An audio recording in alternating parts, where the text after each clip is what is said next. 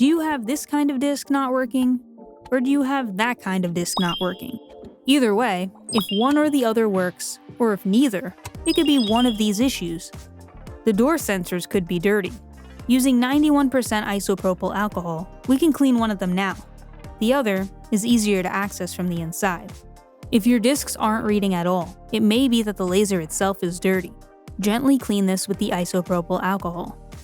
If all else fails, that means you played a lot of video games as a kid, and your laser is unfortunately dying like mine.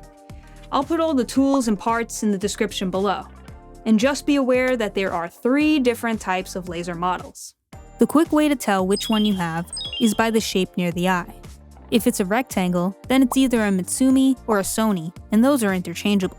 Something more of a trapezoid shape, it's a Philips. If you have that, you have to get another Philips. To be completely certain which one you have, you can find the model number on the laser itself. Now let's get cracking on this laser replacement.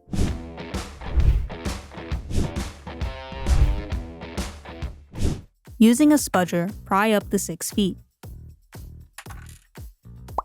To reveal the last screw, use some rubbing alcohol to gingerly scrape off the sticker. We'll have to put that back later. With the number 1 Phillips screwdriver, remove the 6 screws. Flip over the console and lift up the top cover. You'll want to start from the corner that has the power port. With the spudger, work your way around. Remove these 2 brackets with the Phillips 00 screwdriver.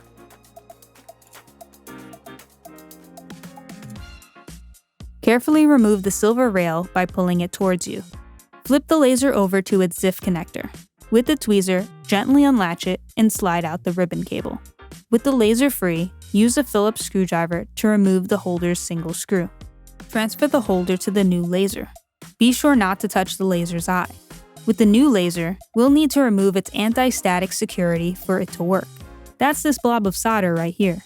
Set your soldering iron to the lowest temperature, or around 350 degrees Fahrenheit. While that's warming up, put flux on the solder blob. Once it's heated, clean your soldering iron tip. Then collect the solder to expose the traces. Before putting anything back, let's clean the silver rail. Wipe off its old grease. To re-grease it, add some lithium grease to the area underneath the holder, and run the silver rail through it. Reattach the ribbon cable to the laser and lock it in place. Put the silver rail back into place and screw in its 2 brackets. Now that they're easier to access, dab some isopropyl alcohol to clean the door sensors. This will eliminate one of the other possible disc reading issues. Before putting the top cover back on, let's make sure these discs read. First, we'll try the DVD-ROM disc.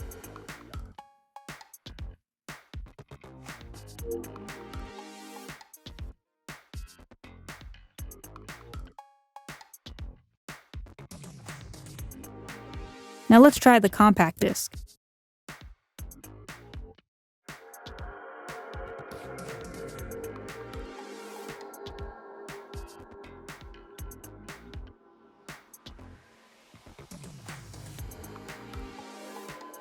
It's still not working. That's a bummer. Another fix is with the potentiometers, and you'll need a multimeter for that.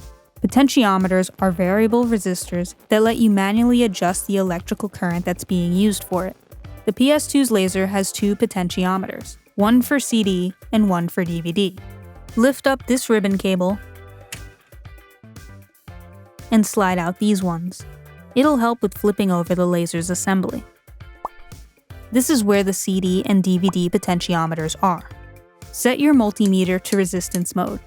We know the DVD one works, but let's check it anyway. Place your leads on the 2 terminals at the bottom of the DVD potentiometer.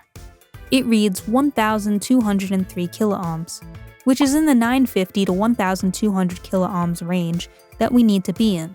Now place your leads on the 2 terminals at the bottom of the CD potentiometer. It reads 376 kiloohms, which isn't in the 650 to 1,000 kiloohms range that we need to be in. While keeping the leads in place, take a number 1 Phillips screwdriver and turn the screw very slowly.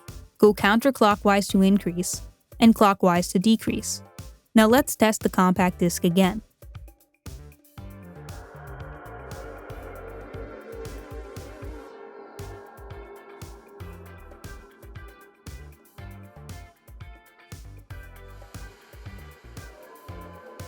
It still doesn't work.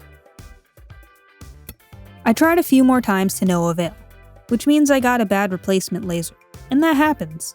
So I bought another from a different vendor and replaced it again. Now let's test both discs with the new laser. First, the DVD disc.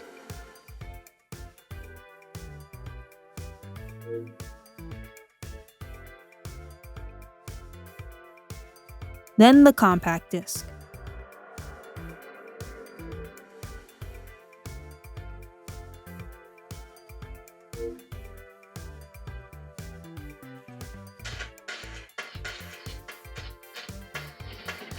Okay, finally everything works. For future reference, let's see what these potentiometers read. 1276 for the DVD, 628 for the CD. Now if out of nowhere your PS3 controllers have this random button pressing problem, we have a whole video for that right here. And if you like learning a plethora of things, be sure to subscribe to our how-to hub. I'll catch you in the next project.